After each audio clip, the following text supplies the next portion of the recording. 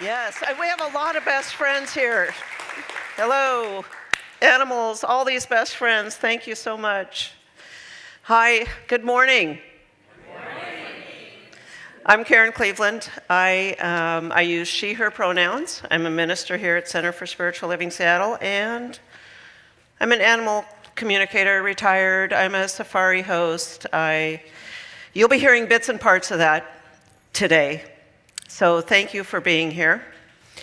I want to talk about animals and spirit today. And if you've been coming or been online, if you've been participating the last several weeks, you'll know that the theme of the month is Change Your Story, Change Your Life. Reverend Abigail and Reverend Andrea have done a really great job of giving you different ideas and suggestions and information about how our stories affect our life and what we can do about it. Well, I'm going to take it one step further, and I'm going to talk a little bit about how your stories affect animal lives. Not just our pets, not just the ones in our house, but all animals. So who here does have an animal in your life? Awesome. That's well over half of you. And online, please share in the chat, what their name is, what they are, where you're coming from, so that we can make sure we're all included. As Abigail said, she will mention these later. But we have several animals in house with us today, so it's great. And I love that so many of you have had or have so many animals in your life, because they're really important. But back to the theme, the power of stories. They're very powerful, and it doesn't matter if they're good or bad. They have impact on us. In fact, sometimes we tell our stories over and over, and sometimes we get over them, and yet they surface again. So let me ask you a question. Let's start with you. Was there a thing? Can you remember a thing that happened, perhaps in childhood, that you were embarrassed about? Some little thing happened, and someone witnessed it, and so for the rest of your life, they bring it up. Maybe a sibling or a teacher or a coworker. And every time they bring it up, even though it happened a long time ago and maybe you've healed it, it still kind of makes you feel a little bit smaller, or diminishes you a little bit. So this happened with someone named Anna. She was in grade school, and she was in the fifth grade choir. She had a solo at the school concert, the Christmas concert, holiday concert. And she got up to sing her song, and she was doing fine, and then all of a sudden she forgot the words. And of course, her older brother was there to witness it. And even though Anna then continued with her singing and was in choir and became an accomplished singer later in life, very confident, very secure, every time she saw not every time, but many times when she saw her brother at family gatherings or introducing her to his coworkers or whatever, he would bring up this story about how she forgot the words. And so every time he did that, even though Anna had primarily gotten past it, it did, for a minute, take her back to that moment where she felt small, insignificant, embarrassed, maybe ashamed. And sometimes that's what we do with our animals. That's what we do with our pets. Not everyone, but sometimes when we rescue an animal, for example, and even though they're great, they're well-mannered, well-behaved, they might be out saving people in search and rescue, they could be finding lost cats. Someone might say, oh, they're so well-behaved, and you or someone else might say, oh yeah, but you should have seen them. Oh, they were a mess. Oh, I rescued them from this horrible situation. You should have seen it. And they know what we're talking about. They understand us. And they too, even though they're animals and they're living in the present, just for a moment, they too are transported back in time where they were not in their full glory, or at least from our interpretation, in their full glory. So I encourage people to think about, how do the stories we're telling about our animals affect our animals?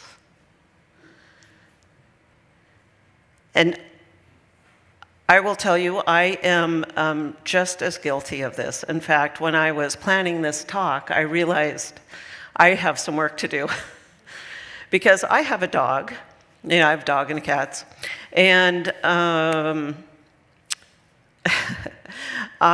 so I'm an animal communicator. I know better, so I feel even extra guilty that I've been doing this. But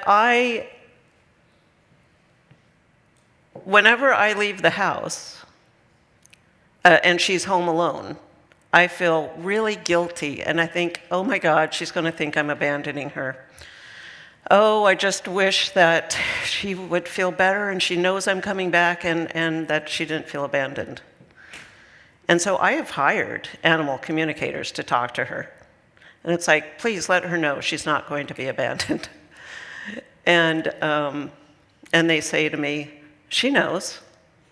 She knows she's not being abandoned. You got to get rid of your story.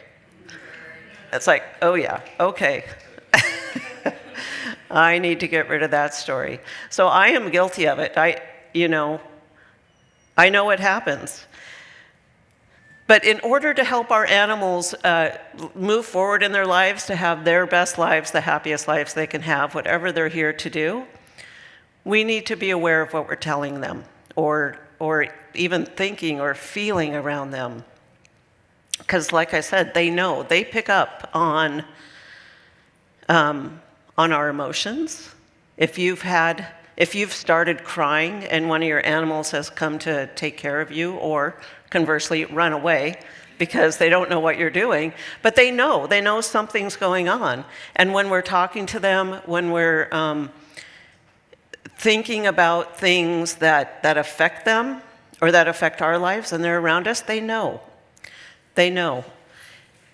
And it's not just the words we use. So it's the words, but it's also names, for example.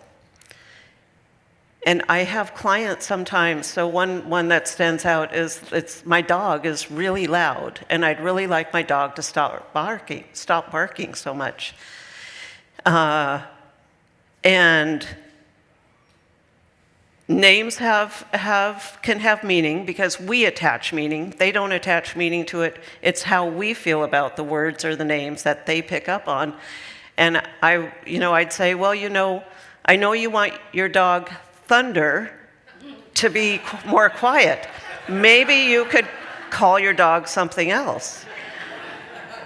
Or if they want their dog to be less, or cat to be less timid, for example. It's like, okay, stop calling her or him shy guy.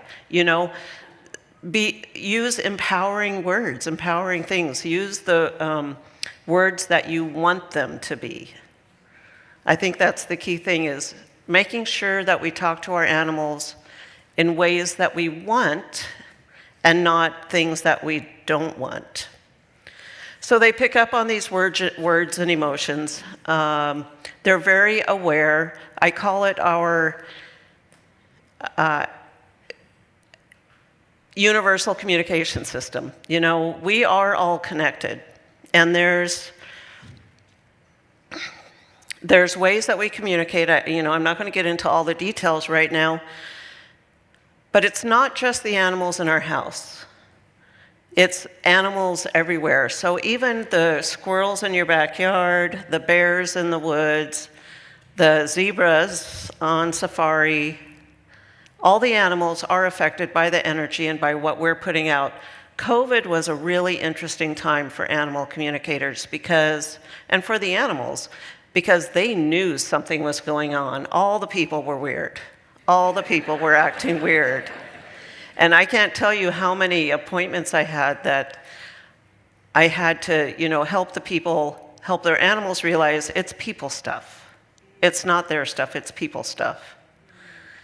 And, but, everything changed. Routines changed. Everything changed.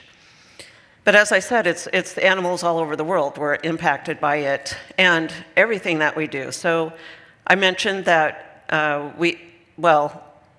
maybe I didn't mention it exactly. My husband and I own a safari company now, which is brand new. But I've been spending time in Kenya for the last several years, off and on. And I do get to sit with the animals and just be with them sometimes, in addition to taking people on safari. And I was talking with a cheetah. And when I say talking, I understand it's paraphrased a little bit. It's interpretation, because it comes in concepts and pictures and emotions, so it's not necessarily words. But I was like, what do you think of us people coming into your area? Because they're out in this huge, vast area where it's just wild. It's been wildlife forever, right? And there's been a few people, but not people in cars driving all around, stopping, taking pictures, looking at them. And I was like, how do you feel about these people that come into your territory? And the answer was, they're good. We like people. People are okay. People are good if they want to come and observe us, if they want to come and sit with us and be with us, we're good with that. But you need to leave your crap at the gate. You can't bring your weird thoughts, your weird emotions, your crazy thinking about stuff at home in here. We don't want that. Just leave everything at the gate. Come in here with a clean heart, open expectations, and then we're okay with it. We like it. The animals in Kenya aren't really fearful of people because we don't, aside from a few poachers, we don't harm them. And so it's a really great experience to let them be while we just be with them.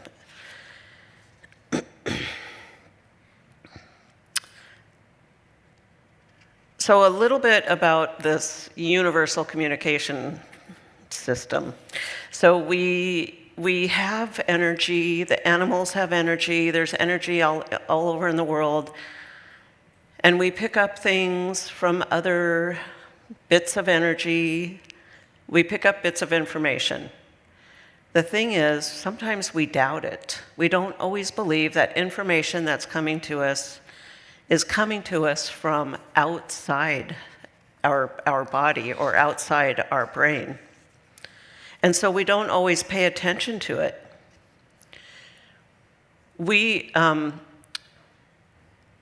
A lot of people, so some people in this animal communication class that I'm teaching right now come in knowing that they are picking up information from outside them. But some of them come in with doubts, and they don't believe that they're picking up information, and they need to learn how to trust that information. And that's something I think we all need to learn sometimes, is how do we trust that intuition? And I want you to know, if that's you, it's okay, because this is how we were raised. There was, back in like the early mid-1900s, someone that they call the father of childhood development, childhood psychology, Jean Piaget, thank you. He was French. And he said that one of the ways we need to prepare our kids to be adults and work and live in this world is we have to train the magical thinking out of them. We have to shut that down. So many of us have been in an education system where they're trying to shut down your magical thinking. And so it's no wonder that you don't believe you can get information from outside of your body. We think our thoughts come from us, only our thoughts. They tell us, material scientists will tell us that consciousness comes from the electrical impulses in our brain somehow. They don't know how exactly. And that, we're silos, we're not connected. But we are connected. And so while as you were younger, they tried to train the magical thinking out, we're trying to teach you how to use it again. That's what we need to do, is embrace that magical thinking. So I want to tell you a quote. I'm going to read a quote from Ernest Holmes, our founder, about instinct and intuition. He says, that quality in an animal which directs its action and tells it where to go to find food and shelter, we call that instinct. But it is really omniscience in the animal. The same quality, more highly developed, makes its appearance in man and is what we call intuition. Intuition is God in man, revealing to him the realities of being. And just as instinct guides the animal, so would intuition guide man if he would only allow it to operate through him. So intuition and instinct, they're similar. Our brains do work a little bit differently than the animals, but we have this information gathering system from without, from the world. And the thing is, though, you need to believe it. So you're probably receiving information right now. There's dogs in here, there's trees out there. You're probably receiving information from anywhere right now. And you might believe it's your own idea, your own thought, or you're making something up.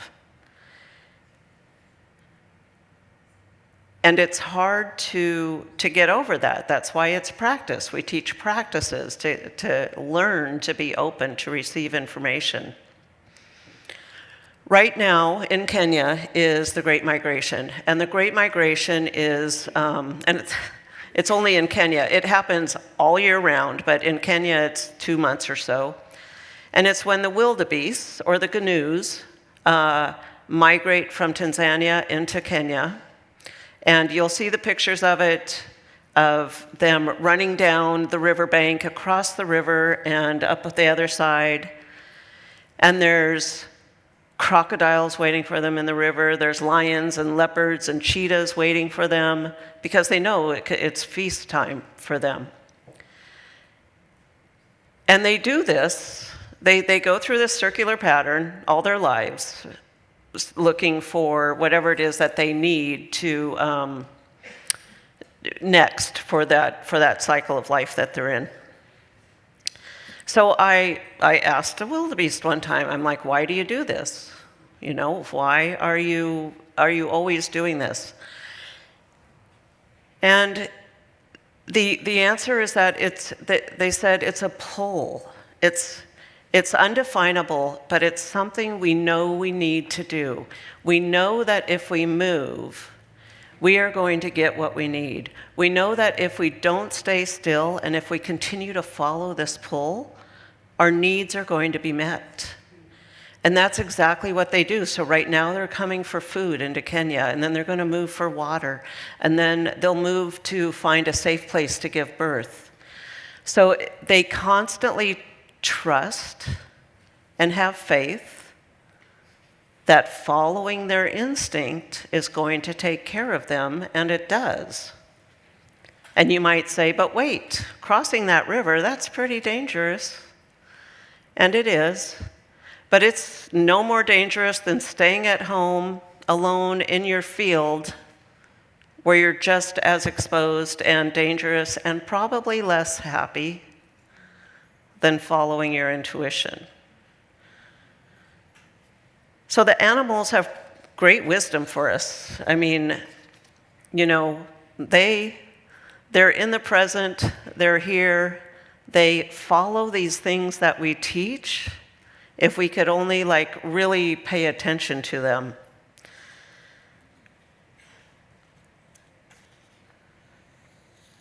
Not only, if you've been in this teaching for a while, either in this church or in another center or anywhere else, read some of the books, You might have heard that we are spiritual beings in human bodies, which I fully believe, but also the animals are spiritual beings in animal bodies. So the elephant has a spiritual being in the elephant body, and the dog is a spiritual being in the dog body, and the cow is a spiritual being in the cow body. And we believe that as spiritual beings, we are composed of, we have these divine attributes, as Judge Thomas Troward says, of light, love, life, power, peace, beauty, and joy. And if we look at these dogs and cats that are in here, if we look at the animals that'll be on the slideshow later, if we think about the animals outside, the raccoons, the birds, I think it's pretty easy for us to see this light, this life, this love, power, peace, beauty, and joy. We can tell that they exhibit these. And because we also believe in the unity of life, and we believe in the connection, the interconnectedness of everything, if it's true of this dog, it's true of you. You are light, life, love, power, peace, beauty, and joy. And I think that's part of the message that I want you to really know today, is that we are the same as the animals, and they are the same as us. We have these divine qualities. We might need help sometimes in how we live these qualities. And the words and the stories that we tell ourselves affect the animals as well. We think we're keeping it to ourselves. And granted, I know that there are a lot of animal caretakers out there, and what I mean by that are the animals are the caretakers, not the people, that will come to you and comfort you and you know, as you pet them and you feel better, and they will help heal us. And a lot of therapy animals that are fantastic for that. But just be aware if you're keeping them in a story that doesn't really belong to them, that doesn't really help them move forward with life. So let's all witness these divine qualities in the animals that we have in-house and online. You know, keep your animals in mind, or animals outside your place right now. So I invite anyone to come up that has any animals that would like their pets to be blessed. Dogs, cats, snakes, reptiles, fish, yes, snakes. Light, life, love, power, beauty, joy.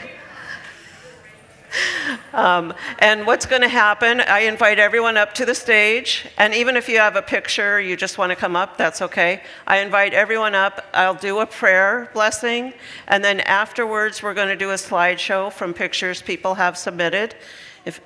Yes, thank you, fantastic. I love seeing all the animals, yay. It looks like dogs to cats are about 15 to 1 right now. Something like that. And you don't have to come up, and I just ask that you, as I go through the prayer, you keep any animal in mind that you want to. If it's the wild animals, if it's, you know, your backyard favorite bird feeder animals, whatever they are. They're all so beautiful. All right. So, keeping in mind these animals as I go through this prayer, there's the kitty. In this moment, I recognize the infinite presence of divine love that permeates from every being in the universe. This love is the source of all life, expressing through expressing itself through beauty and wonder of every living being. I acknowledge the sacred presence in the eyes and hearts of our beloved pets, knowing that they are manifestations of pure love. Because we are all interconnected in this one beautiful life, sharing it in the essence of spirit, I know our pets and all animals are not separate from the divine oneness. They are vibrant expressions of joy, loyalty, and unconditional love, reflecting the purity and goodness of the divine. I affirm that our pets are blessed with divine health, happiness, and protection. They are enveloped in a loving light that nurtures and sustains them. Their presence in our lives brings profound joy and teaches us the true meaning of compassion and connection. I see all animals thriving, their spirits radiant, and their hearts full. So with a heart of gratitude, I give thanks for the love and companionship my pets bring into our lives. I am grateful for their playful energy, their comforting presence, and the lessons they teach us about living in the moment. I am thankful for the divine bond we share with them, a bond that transcends words and touches the very core of our being. I release these words into the divine intelligence that governs all life. I trust in the perfect unfoldment of this blessing, knowing pets are eternally loved and cared for. And so it is. Were they amazing? Wow. All right, and so it is. Thank you. Thank you.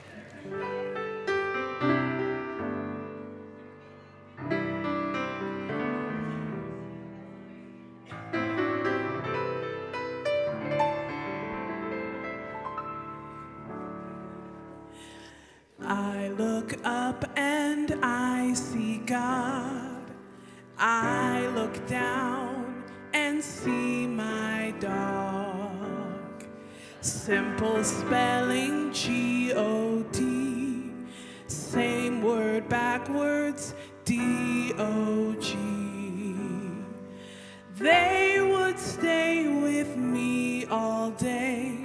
I'm the one who walks away, but both of them just wait for me and dance at my return with glee.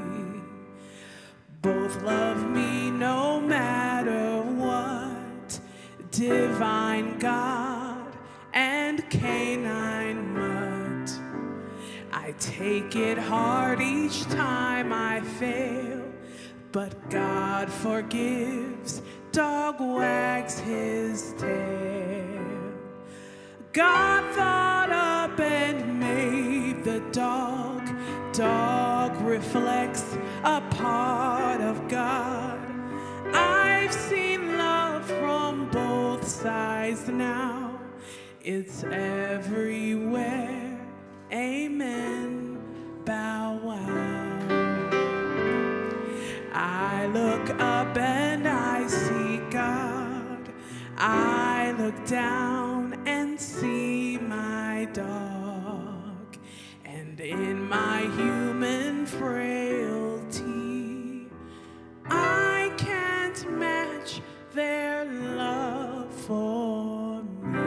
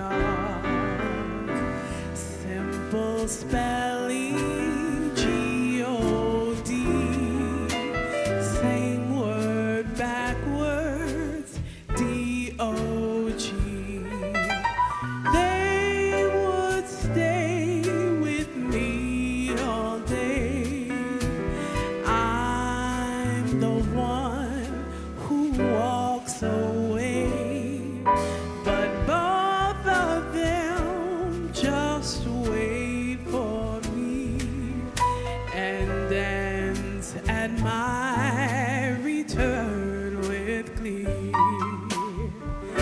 Both love me no matter what. Divine God and canine mutt, I take it hard each time I fail, but God forgives, dog wags his tail. God thought up and made the dog. Dog reflects a part of God. I've seen love from both sides now. It's